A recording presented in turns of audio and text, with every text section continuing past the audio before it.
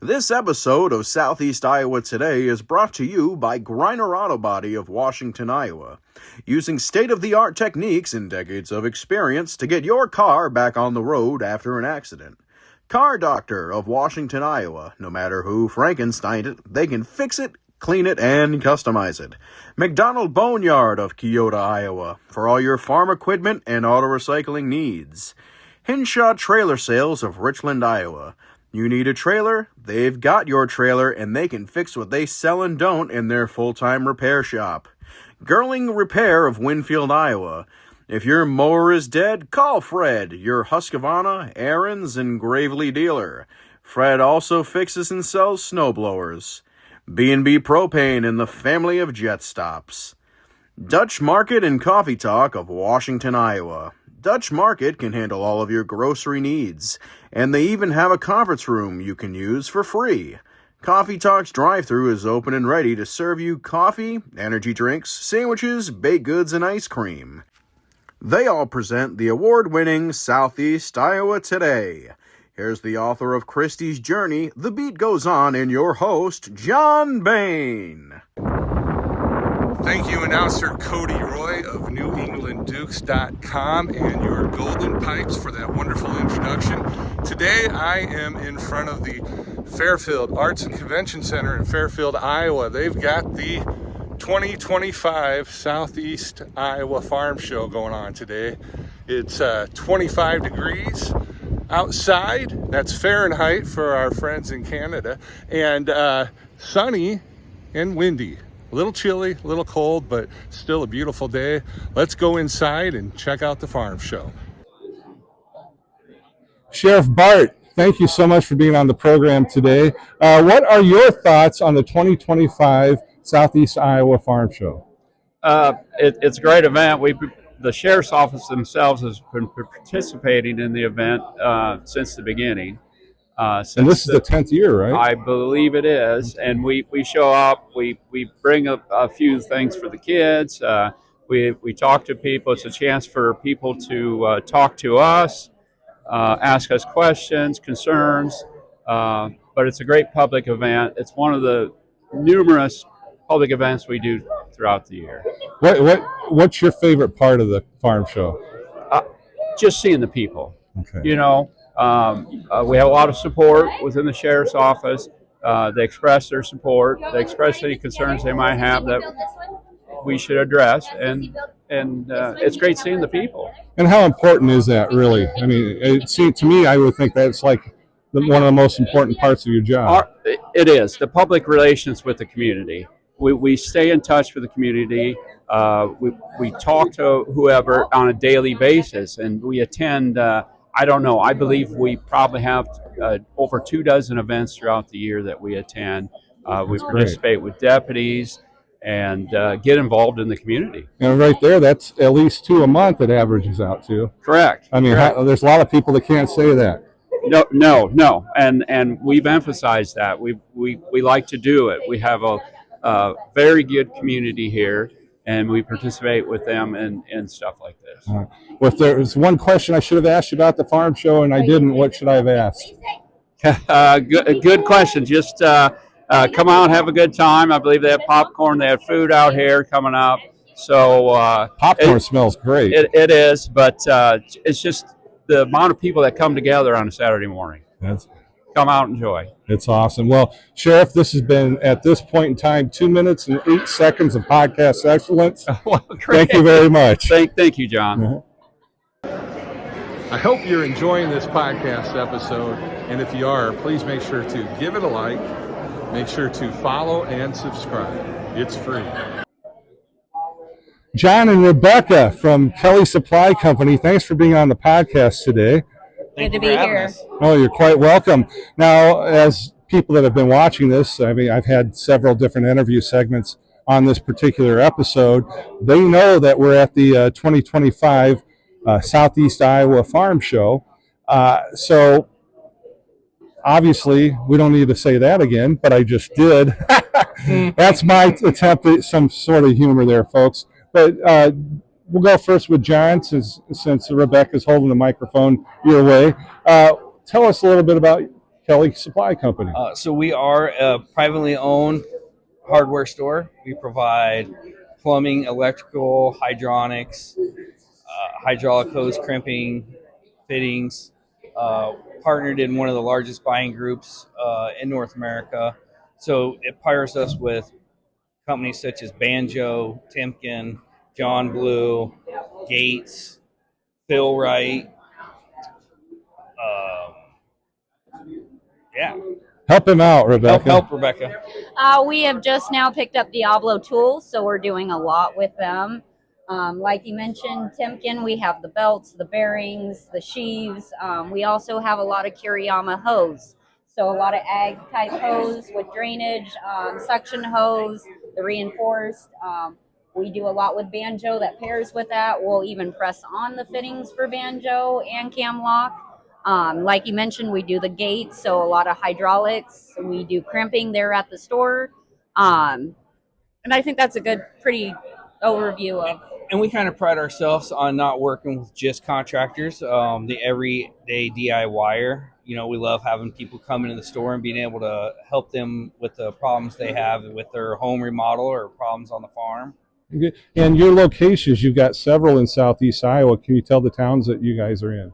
So in Iowa, we have Fairfield, Oskaloosa, and Pella, Iowa, with 9 branches in Nebraska and 1 in Colorado. Wow. So we're pretty spread out throughout the Midwest. Pretty good advantage having all those locations, I imagine. It is. It really gives us a lot of buying power to provide a premium product at a fair price. Very good. Rebecca, if there was one thing I should have asked you either about Kelly Supply Company or the farm show, what would that have been? We're kind of new to ag, so we are trying to get our name out there for the ag. I mean, like you mentioned, we've done electronics and plumbing, HVAC supply, and our Nebraska stores have done ag for a long time, so we're venturing in that in Iowa now. What's the best way to get a hold of you guys? We are on kscdirect.com, kellysupply.com. Or we're at the stores from 7:30 in the morning till 5 p.m. Monday through Friday at all 3 branches. Do you have your phone number memorized?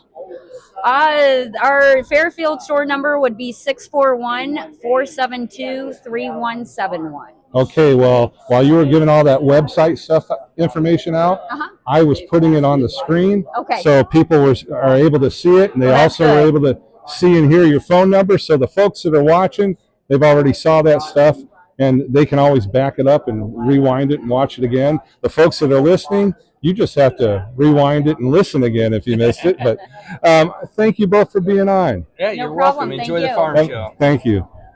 I hope you're enjoying this podcast episode. If so, make sure to give it a like. Make sure to follow and subscribe. It's free. I appreciate you. Mark, thanks for being on the program today. Pearly Ag Services has got a booth here at the 2025 Southeast Iowa Farm Show in Fairfield, Iowa at the Arts and Convention Center.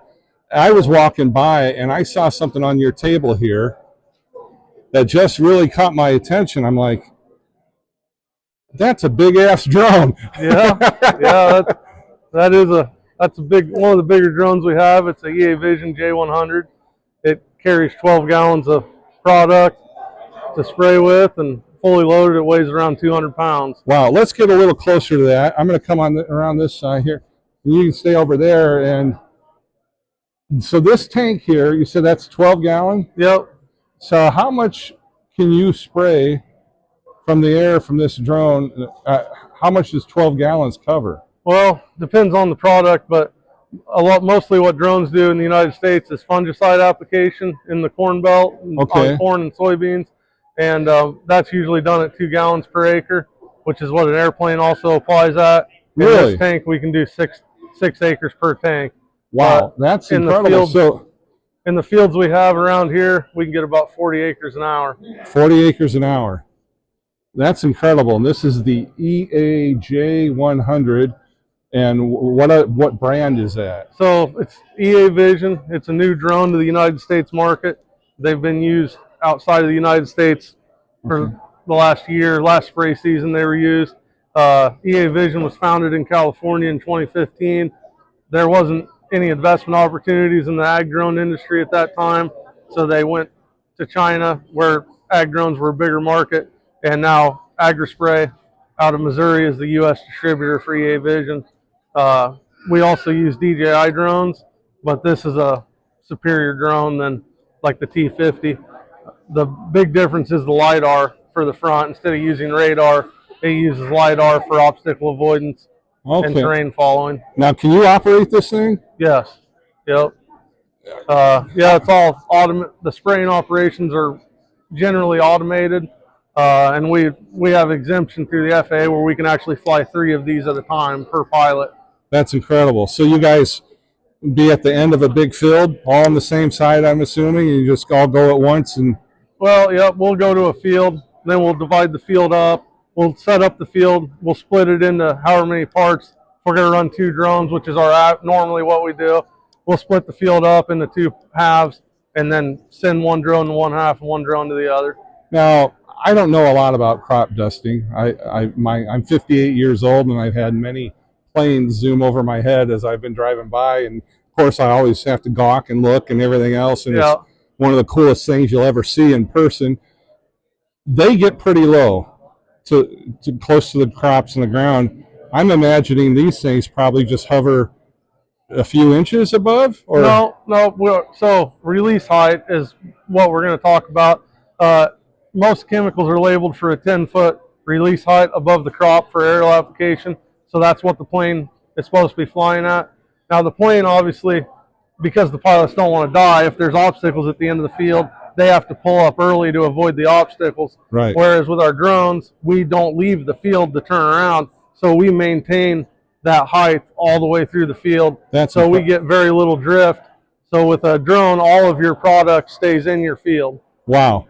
That's just amazing. I'm showing people as you're talking this drone, and I mean, this isn't your little your video camera drone by no means. Yeah, no, it's definitely not a small enterprise drone or a toy drone. That's for sure. So what kind of training did you have to go through to learn how to operate this thing? Well, as far as regulatory with the government, you have to pass a test to get your Part 107, and then we have to file paperwork to get our Part 137, which is our license to spray chemical with aircraft, and then we also had to get our state chemical license. Wow. But as far as training to operate the drone, that's hands-on. The dealer we bought it from trained us, and then we sell drones. We're custom application. We do a ground rig application, aerial application with drones, and then we also sell and service EA Vision drones. So if someone buys a drone from us, we'll give them all the education needed. We'll guide them through the regulatory process, and then we'll also spend a day with them educating them on the operations of the drone. So there's probably a lot of farming businesses that are going to be doing this on their own then. Yeah, so there's getting to be more custom applicators, and then this is a good option for a farmer that wants to do his own.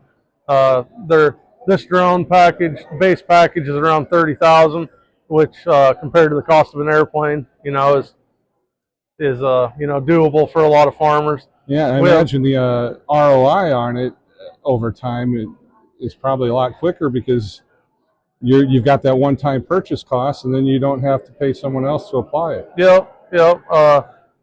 And Bex, the seed company Bex, does a lot of testing, and they've shown that drones actually have a higher ROI than airplanes or ground rigs and fungicide, and the timing issue. So if you're waiting on an airplane, you're kind of at the mercy of them. If you are a grower that wants to have their own drone, then you can time your fungicide applications. Or we have a lot of growers that do a lot of foliar feed applications of nutrients onto the leaves, and they might do that every 2 weeks throughout the growing season on the extreme side. And with the drone, that gives them the freedom to do that. And it makes it not cost prohibitive because they're not paying someone like us to. Definitely an interesting subject for sure.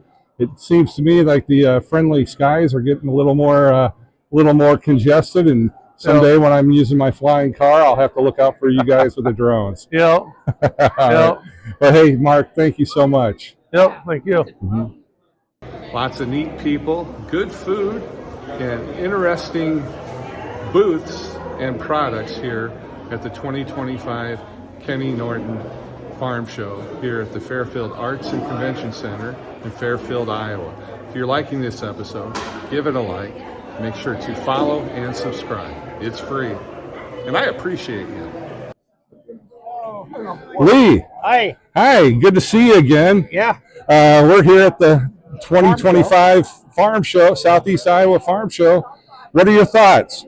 Well, I think that it's from 9 to 3, and crowd's a little thin right now this morning, but it is colder, and I think it'll pick up this afternoon. We've got a lot of vendors here and a lot of community involvement, and it's it's a good thing. People walk by, we get to greet and meet. We have little giveaways for the kids and refrigerator magnets if you need one.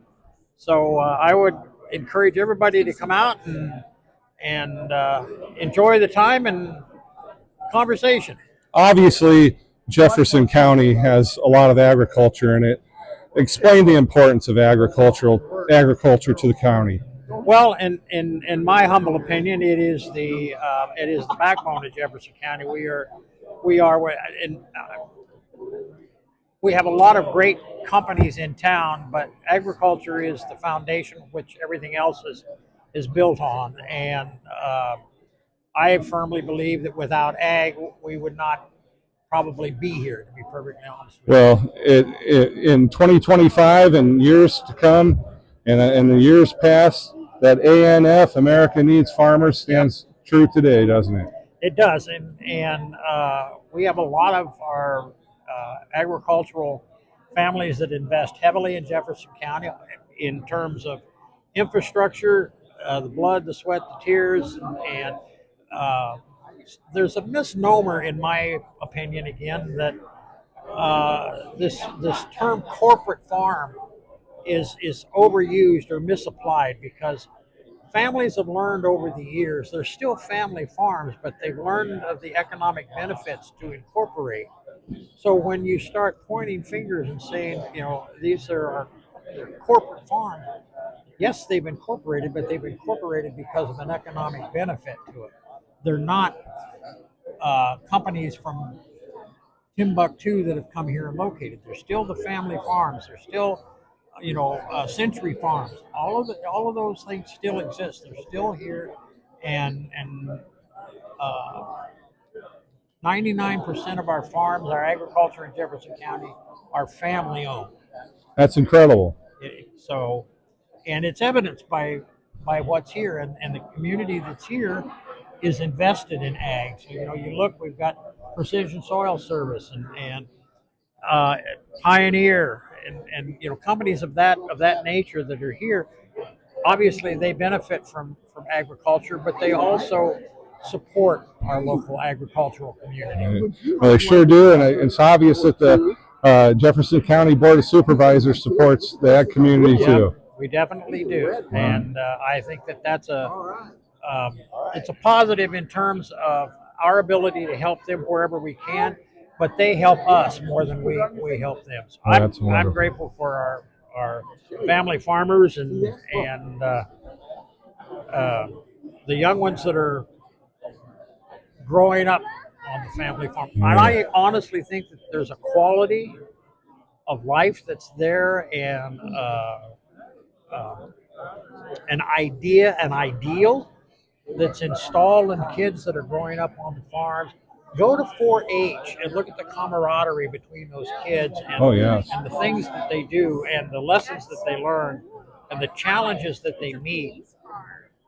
And I think that youth that we're looking at is going to be the backbone of Jefferson County for years to come. Definitely. And so we're passing on family traditions, and you know as well as I do that for any business to survive, you have to adapt to your circumstances. So adapting and becoming better stewards of the land and learning to do things and produce more.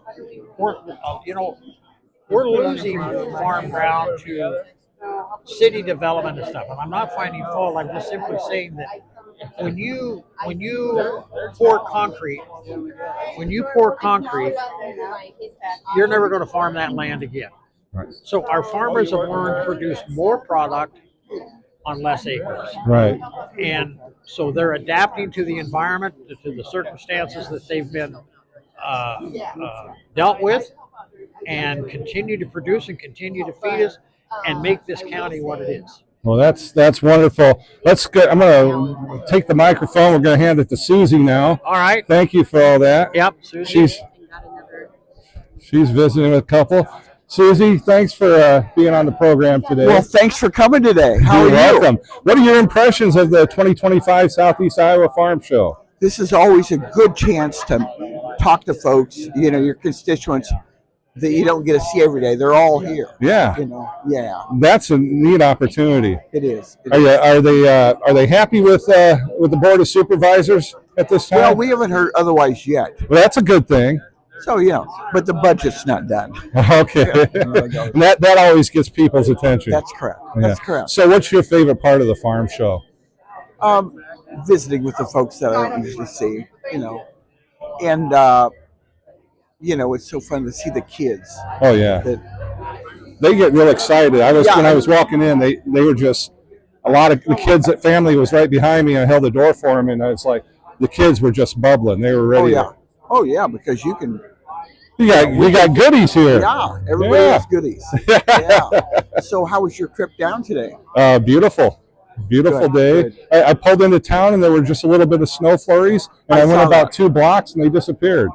Thank goodness. Yes. I was like, that's all right. Oh, good. And when I was out front, I recorded a opening segment, and I said it's 25 degrees Fahrenheit, and I was sharing the Fahrenheit part for our Canadian friends that watch. Oh, yeah. Because they're all into that Celsius stuff. Oh, yeah. I get that. Excuse me. All right. I'm glad you're here. This is kind of a cool. I like what you do. Well, thank you. I'm going to have to listen to that a little bit. Yeah, this is a good opportunity to look at all the ag-related. I hope to talk to a lot of folks here today. You should. I will. Make sure you go down to the county extension office. I'll do that. ISU. That's right. We'll give the Cyclones a little love today. Yeah, we will. Just a little. Yeah. Anyway, thanks for talking. Yeah, thank you. Have a great day. Thank you. Abby and Courtney, thank you for being on the podcast. It's March 1st, 2025. What are your impressions of today's farm show? It's always a great opportunity to be here, just to see everyone from the community, to be able just to see them and have conversation, and also share with them some of the upcoming programs and events that we have going on. And Abby, tell us some of those events you got coming up. So over spring break coming up in March, the week of March 17th, we have a babysitting basics workshop and a Lorax day camp for youth in the county. And then we also will have coming up a terrarium workshop and seed starting for adults and some youth. That sounds fun. I mean, that just makes hope spring eternal that spring is coming. Yes, definitely. That is awesome. So if folks would like to learn more about that, you have a website that they can access? We do. They can go to extension.iastate.edu/Jefferson or give us a call at the office at 641-472-4166. And you know what's cool about all that? Through the magic of podcasting, I have all that information up on the screen right now while you're saying it. So the folks that are watching, they've seen it and heard it. The folks that are listening, of course, they only heard it, but they can back it up and play it again and get that info. So if there was one thing I should have asked you about the farm show today or ISU Extension, what would that have been?